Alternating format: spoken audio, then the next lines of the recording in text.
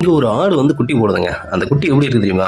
ஆட்டு தலையோடையும் மனுஷ உடம்போடையும் இருக்குங்க. அதை பார்த்துட்டு வந்து இவங்க ரெண்டு ஷாக் ஆகுறாங்க. ஏன்னா இவங்க ஒரு ஆட்டு பண்ணை வச்சிருக்காங்க. அந்த ஆட்டு பண்ணையில பிறந்த குட்டி தாங்க இது. அதனால இவங்க என்ன நினைக்கிறாங்க அப்படின்னா, அதை கொல்லாம இவங்களே அது தன்னோட குழந்தை மாதிரி வளர்த்துக்குவோம் அப்படின்னு நினைக்கிறாங்க. இது ஏன் அப்படி நினைக்கிறாங்க அப்படின்னா, இவங்களுக்கு வந்து ரொம்ப நாளா குழந்தை இல்லைங்க. அதுக்காக வந்து இந்த மாதிரி ஒரு வித்தியாசமான ஒரு முடிவு எடுக்கிறாங்க. ஆனா அந்த முடிவு தான் மிகப்பெரிய விபரீதத்தை இழுத்து விட போகுது அப்படின்ற விஷயம் அவங்களுக்கு அப்ப தெரியல அப்படின்றதான் உண்மை.